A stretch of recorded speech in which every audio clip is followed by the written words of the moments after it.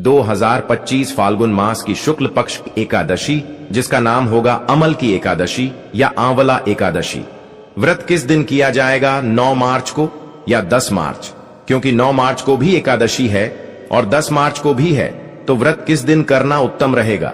भद्र भी बताई जा रही है, तो भद्र का प्रभाव रहेगा कि नहीं रहेगा? किस प्रकार से पूजन करना है? अमला एकादशी बहुत महत्वपूर्ण होती है। आप सभी जानते हैं, जैसा नाम से ही झांत होता है। तो अमल की एकादशी का पूजन किस प्रकार से आपको करना है? इसमें आवाले का प्रयोग आपको कैसे करना है? क्या अव्वल के वृक्ष की पूजा करनी है, या जिन माता बहनों भाई बांधों के पास आवाले का वृक्ष न हो, वह अव्वल के फल की भी पूजा कर सकते हैं? क्या इस प्रकार से उनका पूजन करना चाहिए जिनके पास आवाले का वृक्ष या फल नहीं किए? विधि बताएंगे, शास्त्रीय जानकारी क्या है, एकादशी से संबंधित वह बताएंगे, इन नियम क्या है वह भी बताएंगे। इस व्रत को इस दिन आरंभ करना चाहिए, किस विधि से आरंभ करना चाहिए? क्या अगर आप व्रत करना आरंभ करना चाहते हैं तो इस एकादशी से व्रत उठा सकते हैं कि नहीं उठा सकते हैं? पारण के नियम कैसे अलग रहेंगे? कारण आपको कब करना है, व्रत पूजन आदि आपको कब करना है? इस प्रकार से संपूर्ण शास्त्रीय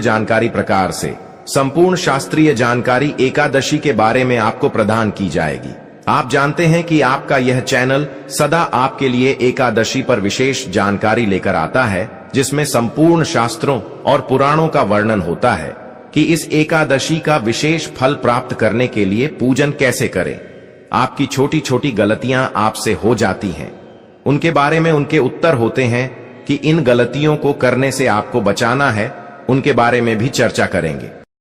आंवला के फल से पूजन करना है तो कैसे करना है, और यदि आवाले का वृक्ष आपके पास है, पौधा आपके पास है, तो उसे पर पूजन कैसे करना है?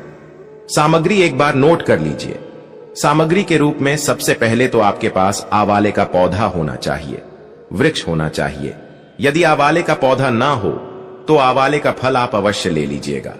रोली मोली, पान सुपारी, लौंग, इलायची, धूप, दीप, नेगेटिव भोग लगाने के लिए भगवान श्री हरि की प्रिया मिठाई, हरे रंग की मिठाई होनी चाहिए, जिसमें आवाले का अंश हो तो बहुत उत्तम रहेगा। या फिर आप भगवान को वाला भी समर्पित कर सकते हैं फल के रूप में, और मिश्री भी अर्पित कर सकते हैं। फूल रख लीजिएगा, फूलों की माला अगर आपके पास मिल जाए तो बहुत उत्तम रहेगा। एक लोटा, तांबे का लोटा आपके पास होना चाहिए।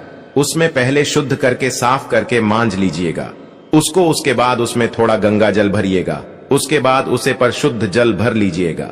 एक थाली में यह सारी सामग्री आपको सजनी है। भगवान श्री हरि की कोई तस्वीर या प्रतिमा आपके पास होनी चाहिए। आज मैंने आदि के लिए आपके पास जल जमानी करने के लिए एक चम्मच होना चाहिए, छोटा चम्मच रख लीजिएगा। यदि आज मैं आपके पास हो तो अजमानी रख लीजिएगा। चौकी और पीला वस्त्र आपके पास हो वह भी आप रख सकते हैं, और दीपक के रूप में शुद्ध घी का दीपक जलाइएगा। शुद्ध घी अगर ना हो तो आप तिल के तेल का दिया जला सकते हैं, और धूप रख लीजिएगा, एक खड़ा रख लीजिएगा। कलश स्थापित कर लीजिए, कलश ले लीजिएगा। कलश के रूप में आप पीतल का, तांबे का, किसी धातु का ले सकते हैं, एमिटी का क्लच भी ले सकते हैं। ये दान करना नहीं है, दान करने की आवश्यकता नहीं है। इसको जैसे विजय एकादशी पर कलश को दान करना था, तो इस एकादशी में, अमल की एकादशी में जो कलश होगा उसकी दान करने की आवश्यकता नहीं रहेगी। कलश स्थापित करेंगे, पूजा के लिए आवश्यकता होगी, और उसके ऊपर रखने के लिए श्रीफल अगर आपके पास मिल जाए तो एक नारियल ले लीजिएगा, पानी वाला नारियल। पंच पल्लव अगर मिल जाए आपके पास में, आप जानते हैं कि आम के पत्ते होते हैं या फिर अशोक के पत्ते आप ले सकते हैं, कर लीजिएगा। और व्रत वाले दिन सूर्य उदय से पहले उठ जाएगा। उठने के बाद स्नान आदि करके अपने मंदिर की साफ सफाई, जो पूजा स्थल है उसके साफ सफाई करने के बाद सारी सामग्री एकत्र करके और आसन लगाकर बैठ जाइए। उत्तर दिशा की ओर अपने मुख करके बैठना है। उत्तर दिशा की ओर राजस्थान ना मिले तो पूर्व दिशा की ओर भी मुक्त करके बैठ सकते हैं। चौकी लगाइएगा। अगर आपके पास लकड़ी की चौकी है तो सबसे पहले वहां लगाइएगा। अगर आपके पीला वस्त्र, अगर लकड़ी की कोई चौकी या वस्त्र नहीं है आपके पास तो कोई बात नहीं, आप पृथ्वी पर भी भगवान को रखकर पूजन कर सकते हैं। आप जानते हैं कि हम वह विधि बताते हैं जिसमें सामान्य से सामान्य व्यक्ति भी कम से कम रिसोर्सेस में भगवान का पूजन कर सके। क्योंकि एकादशी का पूजन कैसा पूजन है जिससे अमीर से लेकर गरीबों तक अंतिम शोर तक सभी लोग करते हैं। तो पूजा विधि हमारी वह होती है जिनको गरीब से गरीब और अमीर से अमीर सभी कर सके। तो आप पृथ्वी पर रखकर भी पूजन कर सकते हैं। जो भी स्थान है ना उसको साफ कर लीजिएगा। अच्छे से पहले हम जो सामान है इसका शुद्धिकरण करेंगे, जो स्थान है इसका शुद्धिकरण करेंगे, पवित्रीकरण करेंगे। हम यहां से मंत्र पढ़ते हैं। आप एक पुष्प लीजिएगा और जो लोटे में जल भरा होगा, न गंगा जल मिला हुआ जल, उसे जल से चीते की जीवनी और सारी सामग्री पर और सभी स्थान पर चित्त दीजिए। इससे सबक पवित्री कारण हो जाएगा। ओम पवित्र और पवित्र वर्ण सर्वर्ण रेखा आश्रम। इस प्रकार से हमने सभी स्थान का, सामग्री का, सबका शुद्धिकरण किया है। अब भगवान को स्थापित करेंगे। सबसे पहले भगवान को स्थापित करने के लिए अगर चौकी है तो चौकी के ऊपर आपने पीला वस्त्र बिछा लिया होगा। आप चौकी पर रख रहे हैं या पृथ्वी पर, जहां भी आप भगवान को रखने वाले हैं, आपके पास प्रतिमा हो या तस्वीर, आप उसे स्थान पर भगवान को आसन दीजिए। आसन कैसे देंगे?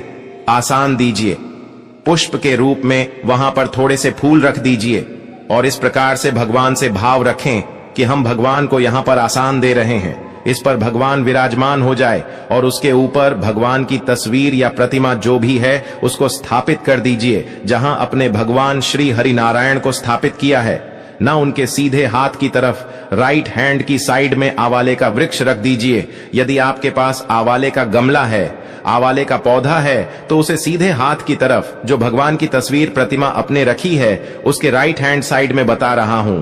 फिर से जगह ध्यान से सुन लीजिए। भगवान के राइट हैंड साइड में आपको वाला आवाले का पेड़ है तो रखिए, बहुत अच्छा है। वृक्ष, कमला आदि जो भी है वहां रखिए यदि ऐसा स्थान है, क्योंकि अवल के जो पेड़ है बहुत बड़े बड़े होते हैं। हमारे यहां पर बहुत बड़ा पेड़ है आवाले का, उनको आप एक स्थान से दूसरे स्थान पर नहीं लेकर जा सकते हैं। तो ऐसा कीजिए कि पूजन ही वहीं पर कीजिए।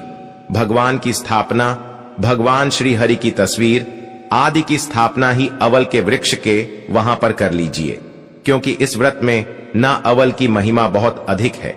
भगवान श्री हेतु सर्व शर्मा है, उनकी महिमा तो कभी काम ज्यादा हो ही नहीं सकती, परंतु इस एकादशी में आंवल की महिमा बहुत अधिक है। इसीलिए आंवाले का वृक्ष यदि आपका बहुत बड़ा है तो उसी जगह पर जहां आंवाले का वृक्ष है वहीं पर भगवान श्री हरि की तस्वीर आदि को स्थापित करके और उसी स्थान पर हम पूजन कर लेते हैं। जरूरी नहीं है, आवश्यकता नहीं है कि आप अपने मंदिर में ही यह पूजन करेंगे।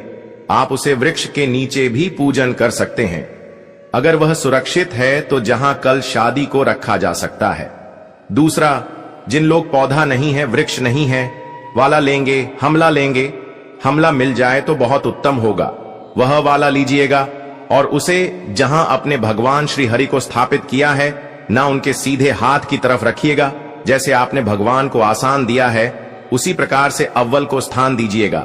वाला जो है एक प्रकार के देव हैं, यह साधारण वृक्ष नहीं है, यह दिव्य वृक्ष है, इसीलिए स्थान दीजिएगा पुष्प के रूप में और उसके ऊपर आप अवल को रख दीजिएगा।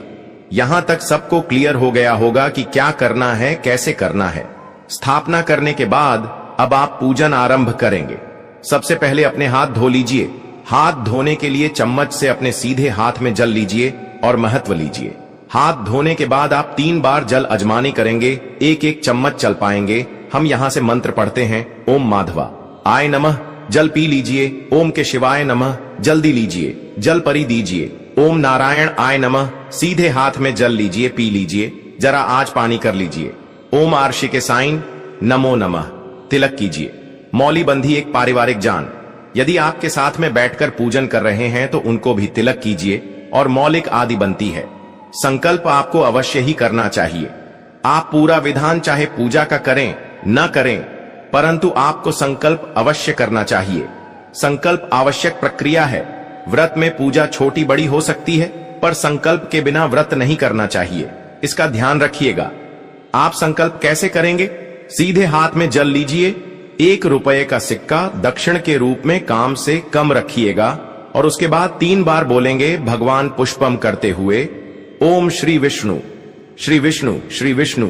अपना नाम, अपना गोत्र, जिस स्थान पर बैठकर आप संकल्प कर रहे हैं, पूजन कर रहे हैं, वहां का मकान, नंबर, क्षेत्र का नाम, शहर का नाम फाल्गुन, मन से शुक्ल पक्ष, अमल की एकादशी, आयाम, पुण्यतिथियों, आयु, आरोग्यता प्राप्त है, सुख संपत्ति प्राप्त, तैयार था, परिवार सुख शांति प्राप्त, प्यार था, अमल की एकादशी, व्रत, अमला, पूजन, श्री हरि विष्णु पूजन, संकल्पम, संकल्प से बोलिए 100 श्री विष्णु शरण, शरण प्रताप, और यह संकल्प भगवान के चरणों में अर्पित कर दीजिए। संकल्प के बाद हम पूजन में आगे बढ़ते हैं।